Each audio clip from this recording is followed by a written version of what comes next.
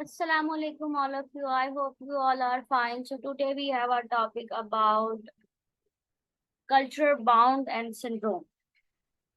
This is a psychological syndromes which are associated with cultures. Then we are discussing about these things. Culture bound and syndrome जो है ये एक medical in medicine is a medical anthropology है जिसमें जो है वो culture bound syndrome को culture specific syndrome और folk illness भी कहा जाता है.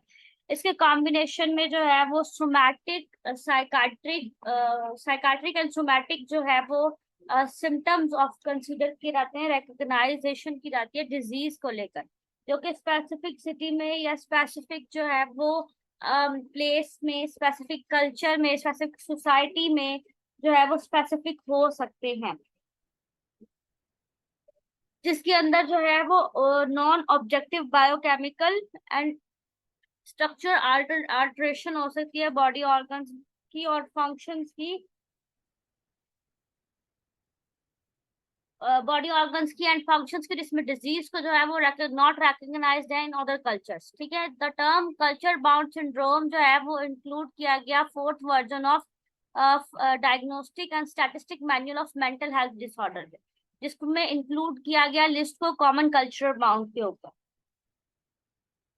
नेक्स्ट जो है वो मोर ब्रॉडली जो है इसकी एक एंडेमिक और एट्रीब्यूट सर्टेन बिहेवियर और पैटर्न के ऊपर वर्क किया गया, जिसमें स्पेसिफिक कल्चर्स के सजेशन को रेफरेंस दी गई पोटेंशियल बिहेवियर एपिडेमिक में. इसमें जो है वो case of drug use, alcohol and smoking abuse, जिसमें ट्रांसमिशन डिटरमाइन की गई कम्युनल रेनफोर्समेंट पे पर्सन टू पर्सन इंटरेक्शन के अंदर.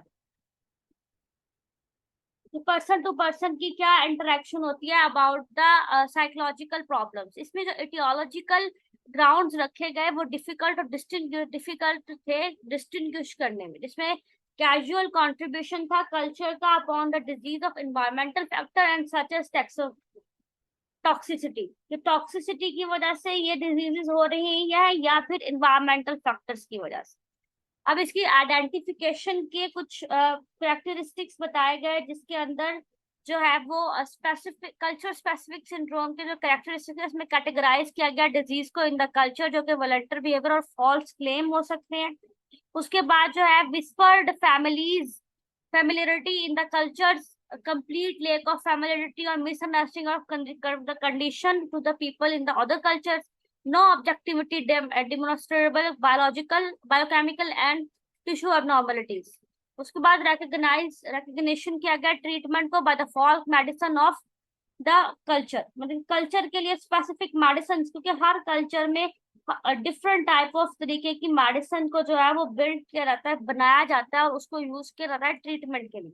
अब सम कल्चर्स में जो है वो स्पेसिफिक सिंड्रोम को इन्वॉल्व किया गया सोमैटिक सिम्टम्स में, जिसमें पेन जो है वो डिस्टर्ब करती है बॉडी के फंक्शंस को या बॉडी पार्ट्स को, और अदर्स आर प्योरली बिहेवियर, और बाकी सब चीजें जो है वो बिहेवियर के ऊपर होती है. सम कल्चर ने बाउंड किया सिंड्रोम को appear with the similarities of several cultures, जिसमें लोकली जो है वो स्पेसिफिक ट्रेड्स का यूज किया गया such as penis and phallus. ठीक है. These are the things which are used in the specific cultures. उसके बाद जो है वो एक कल्चर स्पेसिफिक सिंड्रोम पे जो है वो सेम नहीं है, जो जियोग्राफिकली जो है वो लोकलाइज्ड डिजीज है, जो कि स्पेसिफिक आइडेंटिफाइबल कैजुअल टिश्यूज और एबनॉर्मलिटीज के ऊपर बनाई गई, जिसमें सिकनेस, स्लीपिंग सिकनेस आती है, जेनेटिक कंडीशंस आती हैं एंड लिमिटेड सर्टेन पॉपुलेशन है, जिसमें कंडीशन जो है ओरिजिनली एज्यूम्ड की जाती है कल्चर बाउंड बिहेवियरल सिंड्रोम में. इसमें बायोलॉजिकल कॉज भी हो सकते हैं, मेडिकल पर्सपेक्टिव्स भी हो सकते हैं और नोसोलॉजिकल कैटेगरीज जो है वो भी हो सकती हैं, यानी कि न्यूरोलॉजिकल प्रॉब्लम्स भी हो सकती हैं. उसके बाद जो है वो इसकी मेडिकल पर्सपेक्टिव्स को देखा गया कि मेडिकल पर्सपेक्टिव्स में अगर कल्चर बाउंड सिंड्रोम का जो मैच है वो किया जाए तो क्या प्रेडिक्शंस आती हैं. टर्म कल्चर बाउंड सिंड्रोम को एक कंट्रोवर्शियल रिफ्लेक्ट किया गया डिफरेंट ओपिनियन में, जिसमें एंथ्रोपोलॉजिस्ट, साइकाइट्रिस्ट जो है वो डिफरेंट ओपिनियंस रखते हैं. यानी कि अगर एंथ्रोपोलॉजिस्ट जो है अगर इसकी टेंडेंसी उनके मुताबिक देखी जाए तो ये एम्फिसाइज करते हैं रियलिस्टिक जो है वो रियलिस्टिक वे में, जिसके अंदर जो है वो कल्चर स्पेसिफिक की डायमेंशन होती है सिंड्रोम को लेकर, और इसमें जो है वो फिजिशियंस जो है एम्फिसाइज करते हैं यूनिवर्सल न्यूरोलॉजिकल डायमेंशंस में। उसके अलावा कुछ इन्वेस्टिगेशंस ऐसी की गई जो कि साइकाइट्रिस्ट की तरफ से की गई, जिसमें उन्होंने न्यूरोलॉजिकल डायमेंशंस को जो है वो कल्चर बाउंड सिंड्रोम का मेन मेन पॉइंट बताया कि इसकी वजह से जो है वो कल्चर बाउंड सिंड्रोम कॉज होता है। जबकि अगर हम एंथ्रोपोलॉजिस्ट के मुताबिक देखें तो उन्होंने जो है वो रियलिस्टिक जो है वो स्पेसिफिक डायमेंशन रखी थी सिंड्रोम को लेकर। उसके बाद इसकी ऑन टर्म्स एंड कंडीशंस है, जिसके अंदर जो है वो इसके बिलीफ को सिंड्रोम को जो है वो कल्चर इंटीग्रिटी और ट्रीटेड किया जाता है इंडिपेंडेंट ऑब्जेक्ट्स एंड रिसर्च के ऊपर। उसके बाद जो है वो मेडिकल पर्सपेक्टिव में कुछ ऐसी प्रॉब्लमेटिक नेचर्स भी आई जो कि डीएसएम में एविडेंस और जो डिफाइनेबिलिटी जो है वो कंक्लूसिव थी। उसके बाद क्वेश्चंस अरेंज किए गए कि कल्चर बाउंड सिंड्रोम में जो है वो जो ट्रीटमेंट किया जाता है, ट्रीटेड जो है वो डिस्क्रिएट किया जाता है, वो सिम्टम्स आर जनरलाइज्ड परसीव्ड किए जाते हैं by the amalgamation and previously diagnose illness की वजह से। जबकि डीएसएम में जो है वो एक ब्रूनो लेटोर वर्ड डिफाइन किया गया जिसमें पर्टिकुलर यूनिवर्सलिज्म का यूज किया गया। अब वेस्टर्न मेडिकल सिम्टम्स जब सिस्टम में जाते हैं तो ये जो प्रिविलेज इनसाइड ट्रू इंटेलिजेंस होती है ना किसी भी चीज को लेकर, ये आपके अंदर डिफरेंट जो है वो इंटेलिजेंस नेचर्स प्रोवाइड करते हैं, जिसमें डिफरेंट कल्चर पर्सपेक्टिव में डिफरेंट मॉडल्स बनाए गए about the medicine and about the other things. अब इसके अंदर जो है वो नेक्स्ट पॉइंट है हमारा कल्चरल कोलूजन का, जिसमें बिटवीन मेडिकल पर्सपेक्टिव में डिफरेंट कल्चर्स में क्या पर्सपेक्टिव शो करवाए जाते हैं। अब अगर हम ट्रेडिशनल होमंग कल्चर को देखे जाए तो उसमें एपिलेप्सी को जो है वो क्यूब द पेग का नाम दिया गया उनकी लैंग्वेज में, जो कि डायरेक्टली ट्रांसलेट की गई to the spirit of catches you and you all down, यानी कि स्पिरिट्स आपकी बॉडी को कैच कर लेते हैं और आप गिर जाते हैं, which is said to be evil spirit, called evil spirit का नाम दिया गया, जिसके अंदर जो है वो captures of your soul and makes you ill, यानी कि आपकी सोल को जो है वो कोई इवल स्पिरिट कैप्चर कर लेती है और आप जो है वो बीमार पड़ना स्टार्ट हो जाते हैं। जबकि ये अगर हम नॉर्मल वे में बात करें तो साइकोलॉजिकल वे में बात करें तो ये कंप्लीट एक साइकोलॉजिकल डिसऑर्डर है, जिसके अंदर किसी इंडिविजुअल को जो है वो सीजर्स आते हैं या कोई जो है उनके माइंड के जो सिक्रीशंस है उनके अंदर जब प्रॉब्लम आती है तब एपिलेप्सी का अटैक होता है। ठीक है, लेकिन उनके कल्चर के हिसाब से वो ये सोचते हैं कि एक इवल स्पिरिट ने आपकी बॉडी को कैच कर लिया है या पकड़ लिया है और उसके बाद आप इलनेस की तरफ लेकर चले जाते हैं। अब वेस्टर्न कल्चर में अगर देखा जाए तो उसमें भी सोसाइटी में एपिलेप्सी को जो है serious long term brain condition के तौर पर बयान किया गया कि इसमें मेजर इम्पेयरमेंट्स होती है किसी पर्सन के ब्रेन में और उसकी लाइफ को जो है इंडिविजुअल लाइफ को प्रॉब्लम क्रिएट करती है, एक ऐसी इलनेस क्रिएट करती है जो कि लॉन्ग टर्म लाइफ टाइम चलती है उनके साथ। ठीक है, अगर आप होमंग कल्चर में जो है वो different due to high status epilepsy has amongst cultural compared आ जाती है, इंडिविजुअल को कंडीशन क्या है वेस्टर्न सोसाइटीज में डिफरेंट आ जाती है। अब देखिए दो सोसाइटीज की बात हुई, एक वेस्टर्नाइज्ड सोसाइटी की, एक होमंग कल्चर की, जिसमें दोनों में एपिलेप्सी की जो इलनेस है जो साइकोलॉजिकल इलनेस है उसको दो अलग तरीके से बयान किया गया। उसके बाद अनदर कल्चर में जो है वो इलनेस ऑफ न्यूरोथिनिया को जो है वो एक रेगुलरली डिस्क्राइब किया जाता है मेडिकल आइलमेंट में। चाइनीज कल्चर में अगर जो है वो लेस्टिट्यूड ऑफ वेयरलीनेस यानी कि headaches and irritability mostly like to the emotional disturbance के ऊपर होती है।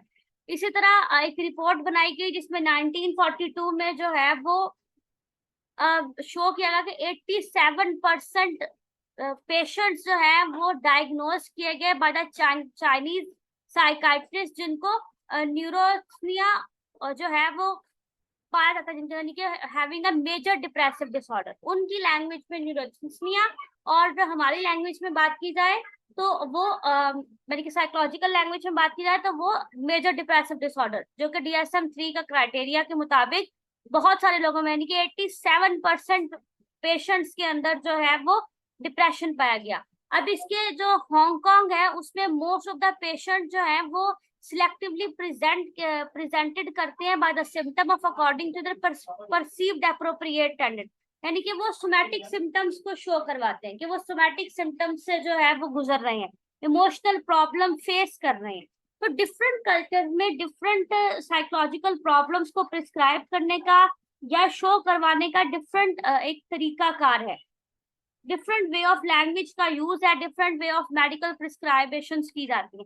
अब ग्लोबलाइजेशन में बात करें तो ग्लोबलाइजेशन एक ऐसा प्रोसेस है जिसमें हम जो है वो information, culture, jobs, goods and services of a spread across national border पर वर्क करते हैं। अब एक पावरफुल इम्पैक्ट आता है इसके अंदर के 21st सेंचुरी में मैनी वेज इंक्लूड किए गए, जिसमें इनरिचिंग किया गया कल्चरल अवेयरनेस अक्रॉस ग्लोबलाइजेशन के ऊपर कल्चर्स के अंदर अवेयरनेस फैलाई गई about the greater level of cultural integration, जिसके अंदर इंडस्ट्रियलाइजेशन, ग्लोबलाइजेशन और कल्चरल ऑब्जर्विंग के ऊपर वर्क किया गया। इसमें इन्फ्लुएंस किया गया पर्सन को about the awareness of culture and also about the awareness of जो कंट्रीज के दरमियान जो एक उन्होंने बाउंड्रीज बनाई हुई थी उन्हें जो है वो कम किया गया। और कल्चर बाउंड सिंड्रोम के बारे में जो है वो लोग स्लोली स्लोली जो है वो जियोग्राफिकली और ग्लोबली जो है इसके बारे में इंफॉर्मेशन हासिल करने लगी। कॉमनली नॉन सिंड्रोम है ये जो कि इंटरनेशनली रिकॉग्नाइज करवाया गया और जो है अवेयरनेस के जरिए।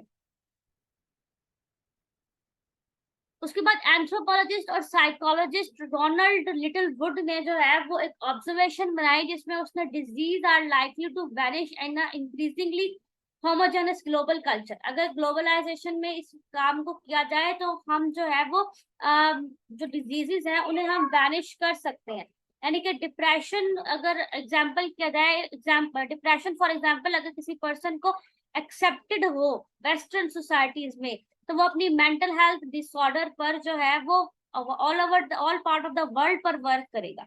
ईस्टर्न सिविलाइजेशन में ताइवान में डिप्रेशन एक स्टिल कॉमन जो है वो प्रॉब्लम है जिसके अंदर वेस्टर्न कल्चर और यूनाइटेड स्टेट्स लाइक है। अब कुछ ऐसे ग्लोबलाइजेशन इम्पैक्टेड होते हैं जिनके अंदर बॉर्डर्स वे में जो है वो डिसऑर्डर्स को रिमेन प्रीडोमिनेंट रखा जाता है, यानी कि सर्टेन कल्चर्स में इन डिसऑर्डर्स को जो है डोमिनेंट रखा जाता है कि मतलब अगर किसी को कोई साइकोलॉजिकल प्रॉब्लम है तो समटाइम्स उन्हें मेंटल करार दिया जा सकता है। ये डिफरेंट ग्लोबलाइजेशन और डिफरेंट कल्चर्स में अलग तरह के पर्सपेक्टिव्स को शो करवाया जाता है। अब ऐसे अगर हम अदर एग्जांपल में देखें तो हम एक एथनोसेंट्रिक बाइस है कि यूरो अमेरिका में psychiatrist had led to the idea of culture bound syndrome जो कि कन्फाइंड किया रहता है वेस्टर्न कल्चर की विद इन अ कॉन्टिन्यूअस। अगर यूनाइटेड स्टेट्स में जाया जाए तो ये एक कंजप्शन है कलोनीन की के वो type of clay has been proposed with a culture bound syndrome observed in African America, rural south particularly area जिसमें meaning of colonial is common. These are the examples of about the different cultures and different disorders. That's all from my side. Thank you so much. Must like, comment, subscribe, and share the video. I hope you like it.